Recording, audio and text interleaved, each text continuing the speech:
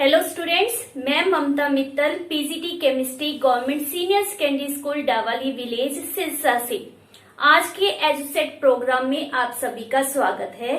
आज हम mainly discuss करेंगे कि विलयन क्या है, उसके गुण कौन कौन से हैं तथा विलयन की सांद्रता किसे कहते हैं और कुछ ऐसे सवाल जो सांद्रता के साथ जुड़े हुए हैं। तो हमने जैसे पिछले लेक्चर में पढ़ा था विलयन क्या होता है, पहले हम उसकी परिभाषा को समझेंगे। विलयन बेटा दो या दो से अधिक पदार्थों का समांगी मिश्रण होता है। जैसे हम बात करें नल के पानी की, तो जो नल का पानी होता है वह भी एक विलयन है। क्यों? क्योंकि उसमें बहुत से खनिज पदार्थ घुले हुए होते हैं। अगर हम बात करते हैं नींबू जल, सोडा जल, तो ये भी क्या है, यह विलयन ही है। विलयन बनाने के लिए हम क्या करते हैं, विलेय तथा विलायक को एक दूसरे में मिक्स किया जाता है। नींबू जल बनाने के लिए हमने क्या किया, नींबू का रस, नमक, चीनी को पानी के अंदर घोल दिया। इसी तरह से सोडा जल बनाने के लिए हम क्या करते हैं, CO2 गैस, चीनी को जल के अंदर घोलते हैं। तो इस तरह से जो हमारे पास मिश्रण तैयार होता है वह समांगी मिश्रण होता है और उसे हम नाम क्या देते हैं, विलयन का। विलयन के अंदर कण जो होते हैं वह सभी जगह पर एक समान वितरित होते हैं। जैसे जब हम नींबू जल को पीते हैं तो क्या हमें ऐसा महसूस होता है कि यहाँ पर सिर्फ नींबू का टेस्ट आ रहा है, यहाँ सिर्फ चीनी का टेस्ट आ रहा है या नमक का आ रहा है? नहीं, हम जब नींबू जल को पीते हैं तो हमें सदैव एक जैसा टेस्ट ही महसूस होता है। क्यों होता है? क्योंकि उसके अंदर वेदर वो चीनी है, नमक है, नींबू है, समान रूप से पानी के अंदर वितरित हो गया होता है। इसी कारण हमें एक जैसा टेस्ट नजर आता है। यही आप तब महसूस करते हो जब आप सोडा जल पीते हो, उसमें भी हर एक जगह के ऊपर आपको एक जैसा टेस्ट ही महसूस होता है। तो ये हमारे पास मेन पॉइंट है कि जो विलयन होता है उसके अंदर कण एक समान रूप से वितरित होते हैं। विलयन आपको पता है हम दो भागों में बांटते हैं, विलेय तथा विलायक। विलयन का वह घटक जिसकी मात्रा दूसरे से अधिक होती है, जो दूसरे घटक को विलयन में मिलाता है, उसे हम नाम क्या देते हैं, विलायक का। जबकि विलयन का वह घटक जो प्राय कम मात्रा में होता है तथा विलायक में घुला हुआ होता है, उसे हम नाम क्या देते हैं, विलेय का। जैसा कि हमने चीनी का घोल या फिर नमक का घोल तैयार करना है तो उसमें हम क्या करते हैं, चीनी को जल में मिक्स करते हैं या फिर नमक को जल में मिक्स किया जाता है। तो इसमें नमक कम मात्रा में लिया जाता है और जो पानी होता है उसको हम अधिक मात्रा में लेते हैं। तो हमारे पास चीनी क्या है, विलेय, तथा पानी क्या होता है, विलायक। उसी तरह नमक के घोल में नमक क्या होता है, विलेय, तथा पानी जो होता है वह होता है विलायक। जब भी हम विलयन के बारे में सोचते हैं तो हमारे माइंड में आता है कि विलयन हमेशा एक तरल पदार्थ होगा, परंतु ऐसा नहीं है। अवस्था के आधार के ऊपर विलयन तीन प्रकार के होते हैं, ठोस विलयन, द्रव विलयन तथा गैसीय विलयन। ठोस विलयन में हमारे पास क्या एग्जाम्पल आती है, जैसे हम बात करते हैं मिश्र धातु की। मिश्र धातु मीन्स क्या होता है, दो या दो से अधिक धातुओं का समांगी मिश्रण होता है। जैसे हम एग्जांपल लें पीतल की, पीतल बनाने के लिए 30% जिंक तथा 70% कॉपर का उपयोग किया जाता है। तो यह कह सकते हैं कि इसमें जो जिंक है वह विलेय के रूप में कार्य करता है और जो कॉपर है वह विलायक के रूप में कार्य करता है। ये तो था हमारा ठोस विलयन। सेकेंड हमारे पास टाइप है द्रव्य विलयन। द्रव्य विलयन बनाने के लिए हम ठोस को द्रव में, द्रव को द्रव में तथा गैस को द्रव में मिक्स करते हैं। जैसे हमारे पास ठोस को द्रव में मिक्स करने की एग्जांपल है, दैट इज चीनी का घोल, नमक का घोल, या फिर आपने नॉर्मली सुना होगा टिंचर आयोडीन। टिंचर आयोडीन क्या होता है, इसमें आयोडीन को अल्कोहल में मिक्स किया जाता है।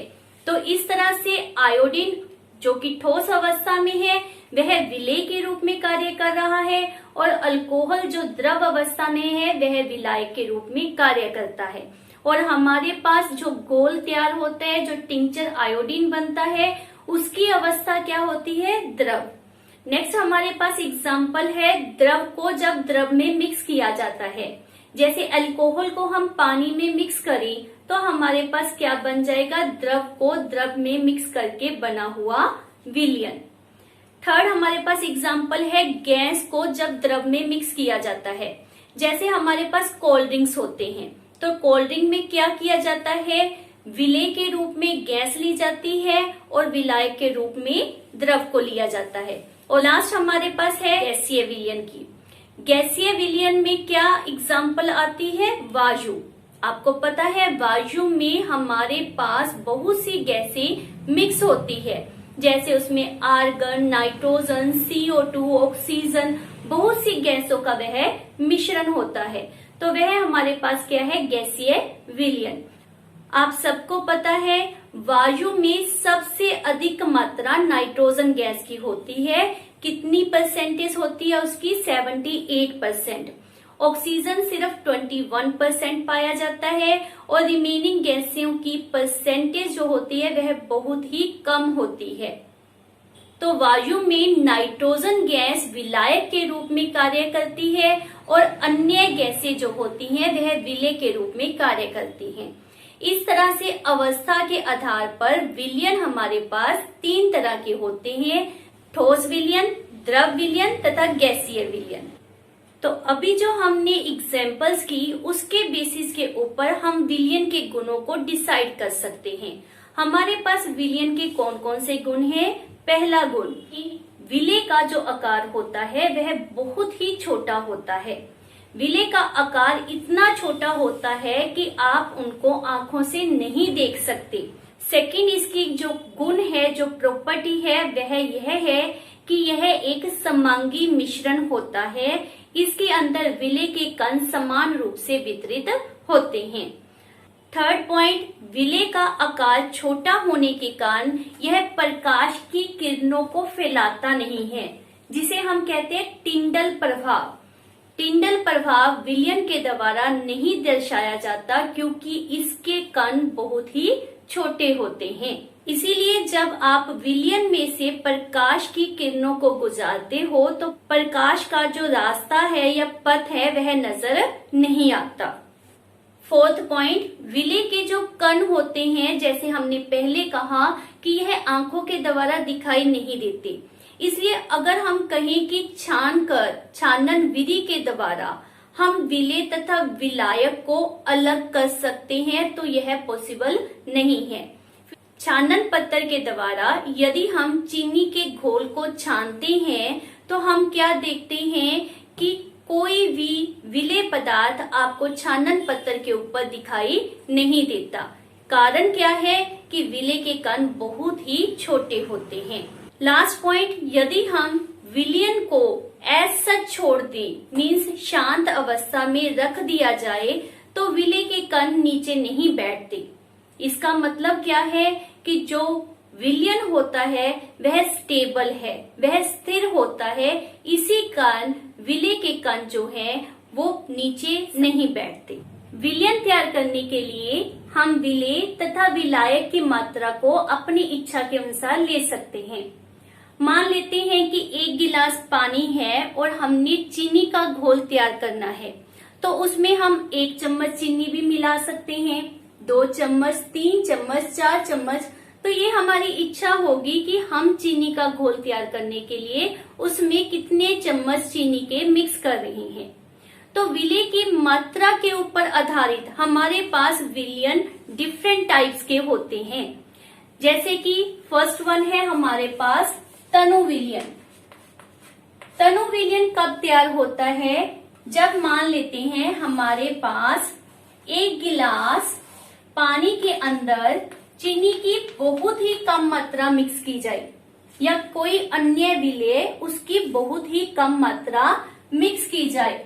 मान लेते हैं हमने 1 चम्मच चीनी को इस गिलास में मिक्स किया है, तो अब हमारे पास विलेय बहुत कम मात्रा में है, इसलिए हम इस विलयन को नाम क्या देंगे, तनु विलयन का। और यदि 1 गिलास पानी, उसके अंदर जो हम चीनी मिक्स कर रहे हैं उसकी मात्रा बहुत अधिक हो, मान लेते हैं इसमें मैंने 4 या 5 चम्मच चीनी के मिक्स किए हैं, तो हमारे पास जो विलयन तैयार होगा, क्योंकि इसमें अब क्या कह रहे हैं, विलेय बहुत अधिक मात्रा में है, 4 चम्मच 5 चम्मच या इससे अधिक, क्लियर। तो हमारे पास जब विलेय अधिक मात्रा में होता है तो उसे नाम दिया जाता है सांद्र विलयन का। थर्ड टाइप है संतृप्त विलयन की। संतृप्त विलयन मीन्स वो विलयन जो तृप्त हो गया। कहने का भाव क्या है कि उसमें विलेय पदार्थ को घोलने की क्षमता जो है वो समाप्त हो जाएगी, वह और अधिक विलेय को अपने अंदर नहीं समा सकता, वह उसको घोलना बंद कर देगा। इट मीन्स क्या परिभाषा दी जाएगी, दिए हुए निश्चित तापमान पर यदि विलयन में विलेय पदार्थ नहीं घुलता है तो उसे संतृप्त विलयन कहते हैं, तथा संतृप्त विलयन से ही हमें विलेय पदार्थ की घुलनशीलता का पता चलता है। विलेय पदार्थ की घुलनशीलता से क्या भाव है, विलेय पदार्थ की वह मात्रा जो दिए गए निश्चित ताप पर संतृप्त विलयन में उपस्थित है उसे विलेय पदार्थ की घुलनशीलता कहते हैं। असंतृप्त विलयन, फोर्थ हमारी टाइप क्या है, असंतृप्त। इट मीन्स क्या होगा, संतृप्त से ऑपोजिट, जिसमें विलेय पदार्थ घोलने की क्षमता होती है। जैसे अभी हमने बात की तनु विलयन की, तो तनु विलयन में अभी कैपेसिटी है, अभी क्षमता है कि वो विलेय को अधिक मात्रा में अपने अंदर घोल सकता है। तो असंतृप्त विलयन क्या होते हैं, उनकी क्या परिभाषा है, दिए गए निश्चित तापमान पर यदि एक विलयन में विलेय पदार्थ की मात्रा संतृप्तता से कम है तो उसे असंतृप्त विलयन कहा जाता है। और इसी तरह से हमारी फिफ्थ टाइप है अति संतृप्त विलयन। अति मीन्स संतृप्तता से अधिक। जब आपके पास विलयन संतृप्त हो जाए मीन्स विलयन की क्षमता विलेय को घोलने की खत्म हो जाए, समाप्त हो जाए, उसके बाद भी आप अगर चीनी को या किसी तरह के विलेय को विलयन में मिक्स करते हो तो क्या होगा, विलेय नीचे तल पर बैठ जाएगा, वह घुलेगा नहीं। तो उसे हम नाम क्या देते हैं, अति संतृप्त विलयन का। तो इसकी परिभाषा क्या है, यदि एक विलयन में विलेय पदार्थ की मात्रा संतृप्तता से अधिक है तो उसे अति संतृप्त विलयन कहा जाता है। और आपने कभी नोटिस किया है कि जब हमने संतृप्त चीनी का घोल तैयार कर लिया, मान लेते हैं रूम टेम्परेचर कमरे के तापमान के ऊपर हमने संतृप्त चीनी का घोल तैयार कर लिया और उसको बाद में रेफ्रिजरेटर के अंदर रख देते हैं। 2-3 घंटों के बाद जब आप उसको बाहर निकाल कर देखोगे, जब आपका चीनी का विलयन ठंडा हो जाएगा तो आप क्या देखते हो कि नीचे तल पर विलेय पदार्थ मिलेगा, मीन्स चीनी आपको नीचे दिखाई देगी। तो यह चीनी कहाँ से आई, जब आप तापमान को बदलते हो तो विलयन की क्षमता में बदलाव आता है। ठंडा करने पर विलेय की क्षमता कम हो गई, इसी कारण हमें विलयन के अंदर चीनी नजर आती है। तो यहाँ पर तापमान एक बहुत ही डिसाइडिंग फैक्टर होता है जो डिसाइड करता है कि घोल संतृप्त होगा या फिर असंतृप्त। इसीलिए जब आपने परिभाषा देनी है तो तापमान को जरूर मेंशन करना है। नेक्स्ट है हमारे पास विलयन की सांद्रता। विलयन की सांद्रता से क्या अभिप्राय है, की मात्रा में घुले हुए विलेय पदार्थ की मात्रा को विलयन की सांद्रता कहते हैं। इस सांद्रता में आप विलयन या विलेय को द्रव्यमान या आयतन किसी भी रूप में ले सकते हैं। तो हमारे पास सांद्रता को दर्शाने के लिए बहुत सी विधियां हैं, लेकिन हमारे 9th सिलेबस में हम सिर्फ 3 विधियों को ही मेंशन कर रहे हैं और यह तीनों विधियां प्रतिशत के ऊपर आधारित हैं। तो ये कौन सी विधियां हैं उनको हम 1 बाय 1 डिस्कस कर रहे हैं। सबसे पहले है द्रव्यमान अपॉन विलयन के द्रव्यमान प्रतिशत। इट मीन्स हमने क्या करना है, विलेय पदार्थ का द्रव्यमान वटा विलयन का द्रव्यमान गुना 100। प्रतिशत जब भी हम निकालते हैं तो हम क्या करते होते हैं, गुना 100 के साथ। तो इसीलिए हमने गुना 100 हर एक मेथड में देना है, क्योंकि हमारे तीनों ही मेथड किसके हैं, प्रतिशत के। हमारे पास यहाँ पर क्या मेंशन किया गया है, विलेय का द्रव्यमान और अपॉन में विलयन का द्रव्यमान। तो यहाँ पर द्रव्यमान या भार या इंग्लिश में उसे हम नाम क्या देते हैं, वेट। इसीलिए यहाँ पर हम इसे W अपॉन W भी लिख सकते हैं। मीन्स विलेय का वेट अपॉन विलयन का वेट, W वटा W। इस तरह से भी इसको दर्शाया जाता है। आप ये भी कह सकते हो भार वटा भार। दूसरा हमारा मेथड है द्रव्यमान वटा विलयन के आयतन प्रतिशत। तो इसमें क्या होगा, विलेय पदार्थ का द्रव्यमान वटा विलयन का आयतन, क्योंकि हमने यहाँ पर किसकी बात की है, आयतन की, गुना 100, जो आपको मैंने पहले भी बताया प्रतिशत के लिए हमने लिखना होता है। तो जब भी आप प्रतिशत की बात करते हो तो 100 गुना में जरूर आएगा। तो यहाँ पर हमारे पास द्रव्यमान अपॉन में आयतन है, तो इसे हम नाम क्या देते हैं, W अपॉन V। यहाँ पर V किसके लिए यूज किया, आयतन के लिए, क्योंकि आयतन को इंग्लिश में हम नाम क्या देते हैं, वॉल्यूम का, या आप कह सकते हो भार अपॉन में आयतन। ये हमारी जो दोनों मेथड है, इसका नॉर्मली उपयोग तब किया जाता है जब विलेय आपके पास ठोस अवस्था में होता है। इसीलिए हम विलेय को द्रव्यमान से रिप्रेजेंट करते हैं। थर्ड हमारा मेथड है आयतन अपॉन विलयन के आयतन प्रतिशत। तो इसमें क्या होगा, विलेय पदार्थ का आयतन अपॉन विलयन का आयतन गुना 100 गुना 100।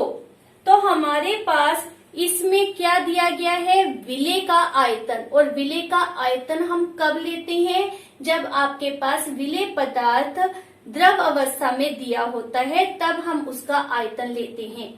तो इसको हम किस तरह से दिखा सकते हैं, V अपॉन V मीन्स आयतन अपॉन आयतन में। इन तीनों ही मेथड्स में आपने प्रतिशत को उपयोग में लिया है। तो जब भी इस तरह से आप सांद्रता कैलकुलेट करते हो तो आंसर में आपने प्रतिशत का निशान जरूर लगाना है। हमारे पास द्रव्यमान के लिए नॉर्मली किस तरह की इकाई का उपयोग करते हैं, ग्राम या फिर किलोग्राम। और उसी तरह से ही आयतन को दर्शाने के लिए litre, millilitre, metre cube, centimetre cube, इस तरह की इकाइयों का नॉर्मली प्रयोग किया जाता है। जब आप किसी भी तरह का सवाल इनसे जुड़ा हुआ करते हो तो उसमें टेम्परेचर नॉर्मली मेंशन किया गया होता है। वह इसलिए करते हैं क्योंकि हम जब भी सांद्रता कैलकुलेट करते हैं वह एक निश्चित तापमान के ऊपर ही कैलकुलेट की जाती है। लेकिन जो हमारा फार्मूला है उसमें आप देख रहे हो कि कहीं पर भी तापमान का उपयोग नहीं होता। तो उस वैल्यू को आपने सवाल में सिर्फ रीड करना होता है, उसको अपने फार्मूले में कहीं पर भी यूज नहीं करना है। तो अब हम करते हैं इसके साथ जुड़े हुए सवाल। तो चलते हैं पहले प्रश्न की तरफ। और हमारे पहले प्रश्न में क्या दिया गया है, सोडियम क्लोराइड के 36 ग्राम को 293 केल्विन तापमान पर 100 ग्राम जल में घोलकर संतृप्त घोल तैयार किया गया है। इसकी सांद्रता ज्ञात कीजिए। तो हमारे इस सवाल में हमें सोडियम क्लोराइड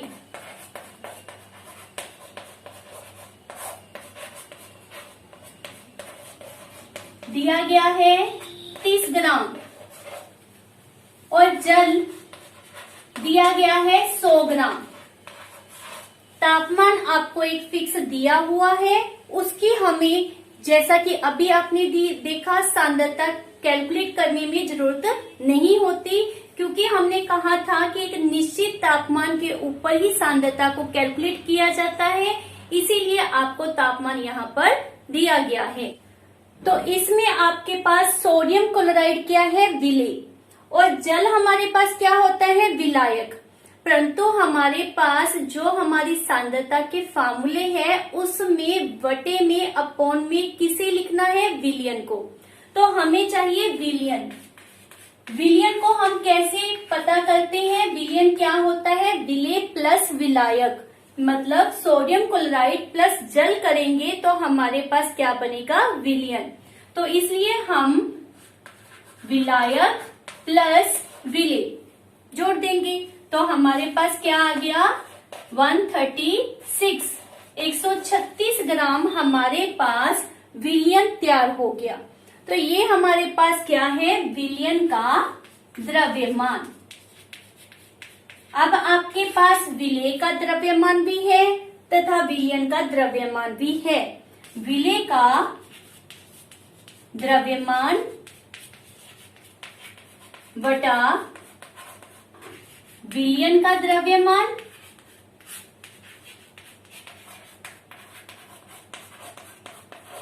गुना 100। तो विलेय जो सोडियम क्लोराइड है उसका द्रव्यमान हमारे पास 36 दिया गया है।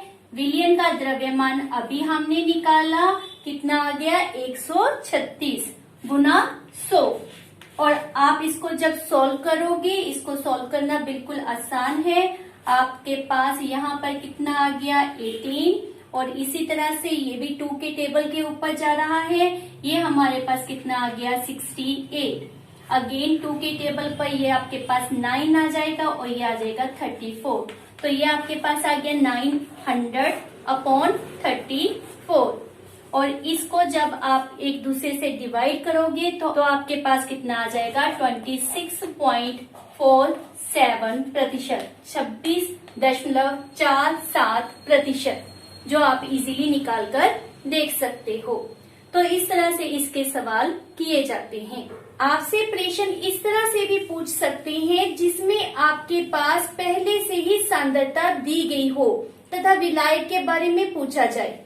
जैसे हमारा यह प्रश्न है, 15 ग्राम नमक से 15% नमक विलयन प्राप्त करने के लिए उसमें कितना जल मिलाया जाना चाहिए। तो इस प्रश्न को हम कैसे करेंगे, तो इस सवाल में हमारे पास विलयन की सांद्रता पहले से दी हुई है। तो विलयन की सांद्रता हमारे पास कितनी दी है, 15%। नमक वो क्या है हमारा, विलेय। तो विलेय की मात्रा या विलेय का द्रव्यमान हमारे पास कितना दिया गया है, 15 ग्राम। हमारे पास विलयन बनाने के लिए क्या चाहिए होता है, विलेय तथा विलायक। विलायक हमें पता करने को कहा गया है। जैसा कि पता है आपको, जल जो होता है वह यूनिवर्सल सॉल्वेंट है, मतलब वह विलायक के रूप में ही उपयोग किया जाता है। यहाँ पर आपके पास विलायक नहीं दिया गया तो हम मान लेते हैं कि जो विलायक का द्रव्यमान है वह कितना है, x। ये हमने मान लिया। तो विलयन आपके पास कितना आ गया, विलयन का द्रव्यमान हमारे पास कितना आ जाएगा, विलेय प्लस विलायक। तो हमारे पास कितना आ गया 15 प्लस x। अब हमारा वही फार्मूला सांद्रता को पता करने का, विलेय का द्रव्यमान बटा विलयन का द्रव्यमान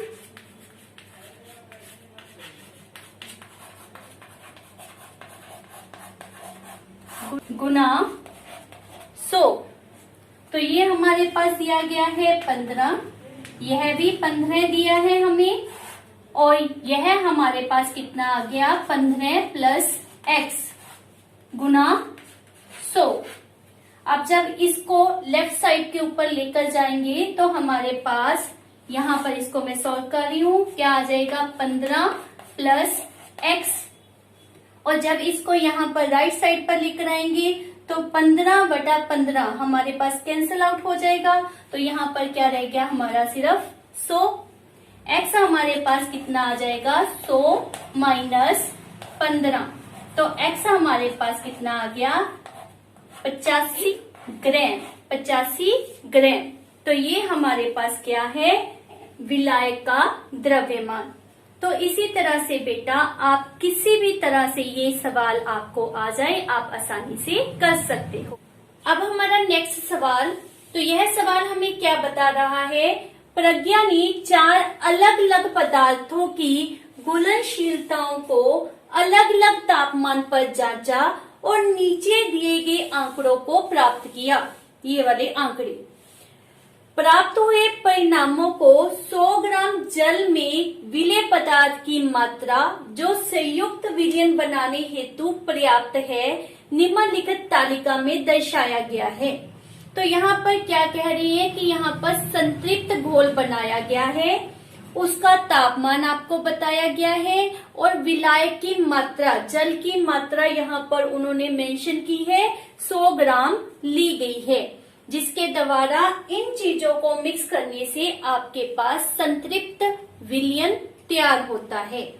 तो ये हमारे 4 कौन कौन से विलेय यूज किए गए हैं, potassium nitrate, sodium chloride, potassium chloride, ammonium chloride. इन 4 विलेय को 100 ग्राम जल जो कि विलायक के रूप में काम कर रहा है उसमें मिक्स करके संतृप्त घोल डिफरेंट टेम्परेचर के ऊपर तैयार किया गया है। जैसा हम अगर पोटाशियम नाइट्रेट की बात कर रहे हैं तो जैसे जैसे टेम्परेचर बढ़ रहा है वैसे वैसे हम क्या देख रहे हैं कि उसमें विलेय पदार्थ की मात्रा भी बढ़ रही है। जैसा हमने पहले कहा था तापमान बदलने से पदार्थ की घुलनशीलता दिए हुए विलयन में बदल जाती है।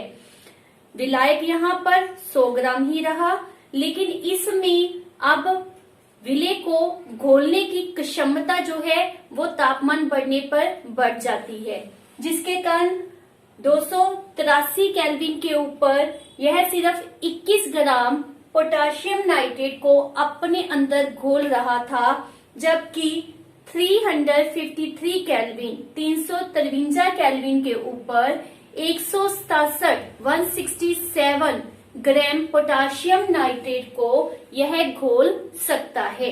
तो तापमान इंक्रीज करने पर आपके पास विलायक की क्षमता में भी डिफरेंस आ जाता है, चेंजेस आ जाती है। तो ये तो था हमारा थ्योरी का पॉइंट ऑफ व्यू, लेकिन यहाँ पर हमारे पास क्या प्रश्न पूछा गया है। इसका फर्स्ट पार्ट है 50 ग्राम जल में 313 केल्विन पर पोटाशियम नाइट्रेट के संतृप्त विलयन को प्राप्त करने हेतु कितने ग्राम पोटाशियम नाइट्रेट की आवश्यकता होगी। तो आपके पास यहाँ पर कितने ग्राम ऑफ जल में विलेय को घोला गया था 100 ग्राम में।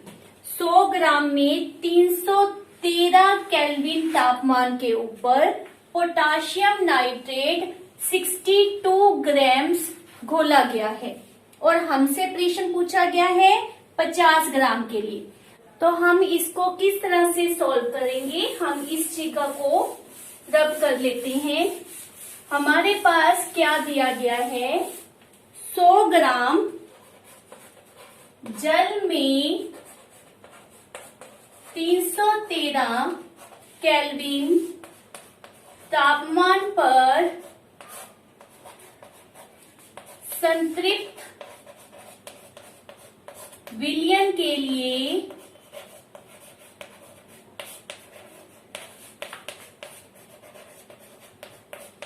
KNO3 कितना चाहिए, 62 ग्राम्स। क्लियर। और प्रेषण हमारे पास 50 ग्राम के लिए किया गया है, तो उसके लिए हम कैसे करेंगे, 62 अपॉन में 100 और गुना में 50। तो ये हमारे पास कितना आ जाएगा, 31 ग्राम्स।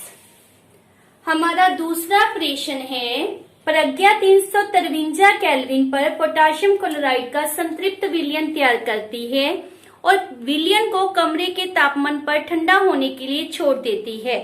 जब विलयन ठंडा होगा तो क्या अवलोकित करेगी, स्पष्ट करिए। तो जैसा हमने अभी देखा था, जैसे जैसे तापमान बढ़ता है विलेय पदार्थ की घुलनशीलता बढ़ती जाती है, लेकिन यहाँ प्रज्ञा ने क्या किया है, तापमान को कम किया है। तो यदि तापमान को कम करेंगे तो घुलनशीलता कम हो जाएगी, जिसके कारण हमारे पास पोटाशियम क्लोराइड, प्रेषण हमारा पोटाशियम क्लोराइड के लिए है, तो पोटाशियम क्लोराइड का क्या होगा, क्रिस्टलीकरण, वह आपको तल पर दिखाई देना शुरू हो जाएगा। तो हमने इसमें क्या लिखना है कि हमारे पास पोटाशियम क्लोराइड के क्रिस्टल बनने शुरू हो जाएंगे।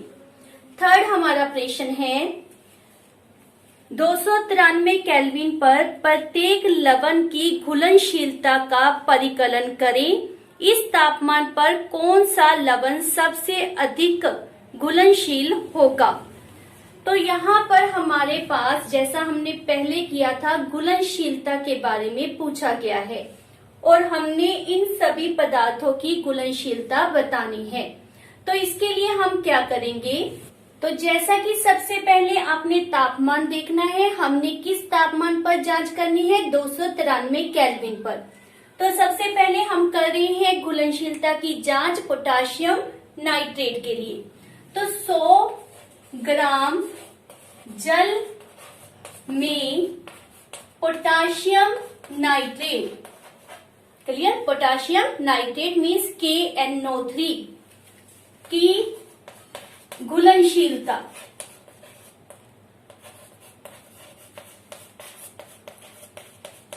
कैसे निकाली जाएगी।